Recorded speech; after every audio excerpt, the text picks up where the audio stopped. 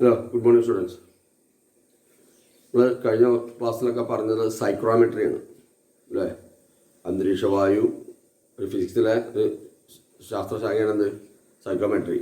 അന്തരീക്ഷവായു, അതിൻ്റെ humidity content അല്ലെങ്കിൽ നീരാവിൻ്റെ അളവ്, താപം, ഒരുപാട് അതൊക്കെ നമ്മൾ പറഞ്ഞു കഴിഞ്ഞു അല്ലേ. നിങ്ങളെ സ്ലിംഗ് സൈക്രോമീറ്റർ പറഞ്ഞു വരച്ചിട്ടുണ്ടല്ലേ. രണ്ട് തെർമോമീറ്റർ ഒരു ഫ്രെയിമിൻ്റെ മുകളിൽ അറ്റാച്ച് ചെയ്തിട്ട് ഒരു ചെയിനുമായിട്ട് തിരിക്കുന്ന ടൈപ്പുള്ള സാധനത്തിന് എന്താ പറയുക, സ്ലിംഗ് സൈക്രോമീറ്റർ. ഒന്ന് ഒരു തെർമോമീറ്ററിൻ്റെ തെർമൽ ബൾബിൻ്റെ മുകളിൽ എന്താക്കി ഉണ്ടാവും, ഒരു നനഞ്ഞ തുണി അല്ലെങ്കിൽ പഞ്ഞി ഉണ്ടാവും ചുറ്റി വെച്ചിട്ടുണ്ടാവും. ഒന്ന് സാധാരണ തെർമോമീറ്റർ. ആ രണ്ട് തെർമോമീറ്ററും കൂടി ഒരു ഫ്രെയിമിൻ്റെ മുകളിൽ ക്ലാമ്പ് ചെയ്ത് അറ്റാച്ച് ചെയ്തിട്ട് ഒരു ചെയിനിൻ്റെ മുകളിൽ ഇങ്ങനെ തിരിക്കാൻ പറ്റുന്ന ടൈപ്പിലാണിത് സ്ലിംഗ് സൈക്രോമീറ്ററിൻ്റെ ഘടന അല്ലേ. ആ റീഡിങ് എടുക്കുമ്പോൾ ഞാൻ പറഞ്ഞു എന്താ ഉണ്ടാവുക, ആ നനഞ്ഞ തുണിയുള്ളതിൻ്റെ മുകളിൽ നിന്ന് ഇങ്ങനെ ചുറ്റുന്ന സമയത്ത് എന്താവും, ബാഷ്പീയം നടക്കും. അപ്പോൾ അത് അതിൻ്റെ ടെമ്പറേച്ചർ എന്താവും, കുറഞ്ഞു കാണിക്കും. മറ്റേതാണെങ്കിൽ ഒന്നുമില്ലാത്ത തെർമോമീറ്റർ ആണെങ്കിൽ അതിൻ്റെ എന്ത് ചെയ്യുക, സാധാരണ റൂമിലെ ടെമ്പറേച്ചർ എത്രയാണോ അതാണ് കാണിക്കുക. പക്ഷേ നനഞ്ഞ തുണി ചുറ്റിയതിൻ്റെ മുകളിൽ നിന്ന് ജലം ബാഷ്പീകരിച്ച് പോകുമ്പോൾ എന്താവും, ചൂടിനെ വലിച്ചെടുക്കും. അപ്പോൾ അതിൻ്റെ ടെമ്പറേച്ചർ എന്താവും, ആ തെർമോമീറ്ററിൻ്റെ അതിന് വെറ്റ് ബൾബ് തെർമോമീറ്റർ എന്നാണ് പറയുക. ആ നനഞ്ഞ തുണി ചുറ്റിയത്. മറ്റേത് ഡ്രൈ ബൾബ് തെർമോമീറ്റർ. കുറച്ച് നേരം ഇങ്ങനെ ചുറ്റിയിട്ട് റീഡിങ് എടുക്കുക. അപ്പോൾ റീഡിങ് കാണും. വെറ്റ് ബൾബ് നനഞ്ഞ തുണി ചുറ്റീൻ്റെ മുകളിലുള്ള ടെമ്പറേച്ചർ എന്താ, വെറ്റ് ബൾബ് ടെമ്പറേച്ചർ ആണെങ്കിൽ WBT എന്നാണ് പറയുക. എക്സാം ചോദിക്കുന്ന ഉണ്ടാക്കുക ഒക്കെ ഈ പറയുന്നൊക്കെ പോയിന്റ് എഴുതിച്ചോളണേ കേട്ടോ. ഈ പറയുന്നതാണൊക്കെ പോയിൻ്റായിട്ട് എഴുതിച്ചോളുക. വേറെ പിന്നെ നിങ്ങൾ നോട്ട് തരുള്ളൂ. അതിന് മുമ്പ് നിങ്ങൾക്ക് അറിഞ്ഞു വയ്ക്കണം. അസൈൻമെൻറ്റ് നിങ്ങൾ അയക്കേണ്ട സാധനമാണ്. മറ്റേ സാധാരണ തെർമോമീറ്റർ റീഡിങ് എന്ത് പറയും, ഡ്രൈ ബൾബ് ടെമ്പറേച്ചർ ആണെങ്കിൽ DBT. WBT എന്നാൽ വെറ്റ് ബൾബ് ടെമ്പറേച്ചർ. സാധാരണ തെർമോമീറ്റർ ആണ് എന്ത് പറയും, ഡ്രൈ ബൾബ് ടെമ്പറേച്ചർ DBT കഴിഞ്ഞു. ഇതൊക്കെ നമ്മൾ പറഞ്ഞു. ഇനിയിപ്പോൾ സ്ലിംഗ് സൈക്രോമീറ്റർ എന്താവശ്യമാണ് ഉപയോഗിക്കുന്നത്, നമ്മളെ എയർ കണ്ടീഷനിങ് കണക്ക് കൂട്ടലുകൾക്ക് ഹ്യൂമിഡിറ്റി, ടെമ്പറേച്ചർ, ഒരു പൗണ്ട് വായുവുള്ള എത്ര ഗ്രെയിൻസ് ഓഫ് മോയ്സ്ചർ ഉണ്ട്, ഇതൊക്കെ കണക്കാക്കാനാണിത്.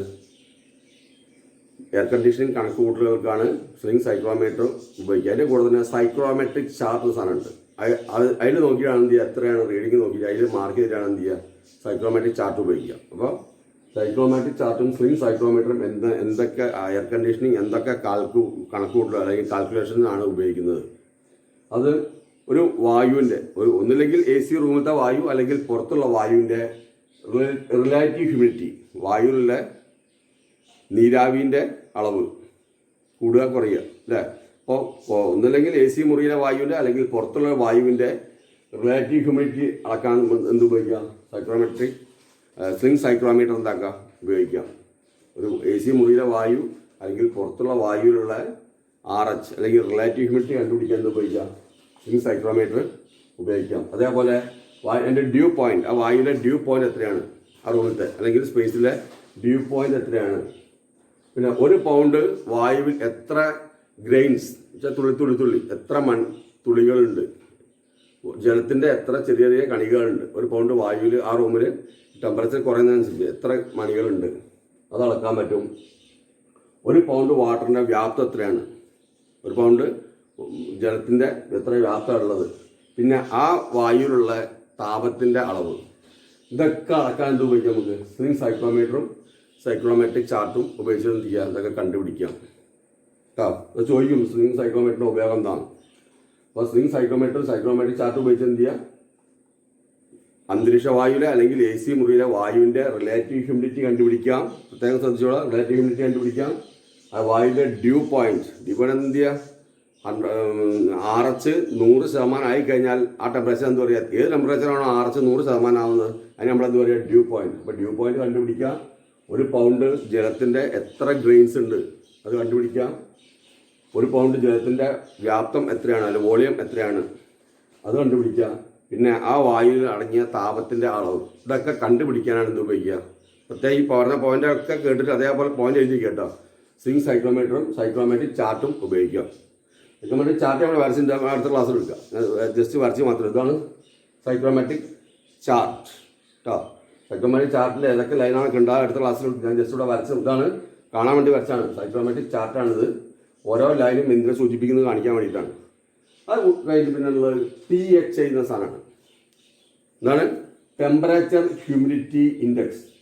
T temperature, H humidity index. Temperature humidity index എന്ന് പറഞ്ഞാൽ ഒരു മനുഷ്യന് ഒരു മുറിയിലെ ഊഷ്മാവും അല്ലെങ്കിൽ ഹ്യൂമിഡിറ്റിയും നീരാവിൻ്റെ അളവ് അത് മനുഷ്യന് എത്രത്തോളം അസ്വസ്ഥത ഉണ്ടാക്കും, അസുഖകരമായ അവസ്ഥ ഉണ്ടാക്കുക, നമുക്കൊരു എന്താ പറയുക ഇറിറ്റേറ്റിംഗ് അവസ്ഥ ഉണ്ടാക്കുക.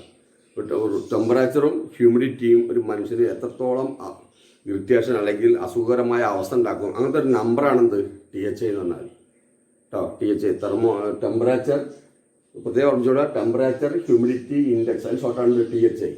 ഒരു മനുഷ്യന് ഒരു മുറിയിൽ AC റൂമോ അല്ലെങ്കിൽ ഒരു സ്പേസിലോ ചെന്ന് കഴിഞ്ഞാൽ ഒരു മനുഷ്യന് എത്രത്തോളം അസുഖകരമായ അവസ്ഥ അല്ലെങ്കിൽ അസ്വസ്ഥത ഉണ്ടാക്കുന്ന ഒരു വായുവിൻ്റെ അവസ്ഥയ്ക്ക് നമ്മളെന്ത് പറയുക, ഒരു നമ്പറാണ്. അതിനെന്ത് പറയുക THI.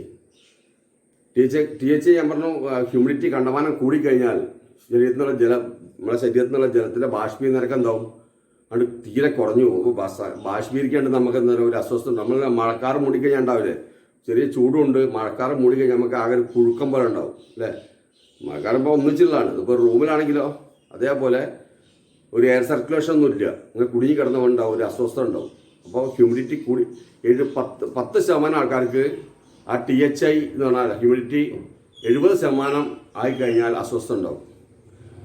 ഇനി അതിന് ശേഷമുള്ള 70% മേലെ 80% ആയിക്കഴിഞ്ഞാൽ എല്ലാ മനുഷ്യന്മാർക്കും എന്തുണ്ടാവും, ഒരു 70% ആൾക്കാർക്കും എന്തുണ്ടാവും, ഒരു അസ്വസ്ഥത ഉണ്ടാവും. അപ്പോൾ THI എന്ന് പറഞ്ഞാൽ മനുഷ്യന് അസുഖകരമായ അവസ്ഥ അല്ലെങ്കിൽ ഒരു അസ്വസ്ഥത ഉണ്ടാക്കുന്ന ഒരു നമ്പറാണെന്ത് THI കൂടിക്കഴിഞ്ഞാൽ എന്തുണ്ടാവും, അസ്വസ്ഥതയായിരിക്കും കേട്ടോ.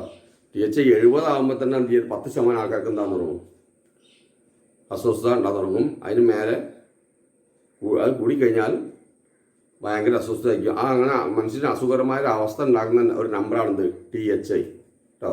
ഹ്യൂമിഡിറ്റി കണ്ടമാനം കൂടിക്കഴിഞ്ഞാൽ എന്തുണ്ടാവും, എയർ സർക്കുലേഷനും ഇല്ല, കുടുങ്ങിക്കഴിഞ്ഞാൽ നമ്മളെ ശരീരത്തിലുള്ള ബാഷ്പീയ നിരക്ക് കുറയ്ക്കും. അപ്പോൾ ആകെ ഒരു എന്താ പറയുക, ഒരു കുമിറ്, എന്താ പറയുക, ഒരു കുടുങ്ങിയ അവസ്ഥ ഉണ്ടാവും, ശ്വാസം മുട്ടുന്നത്. ആ അങ്ങനത്തെ ഒരു നമ്പറാണെന്ത് THI.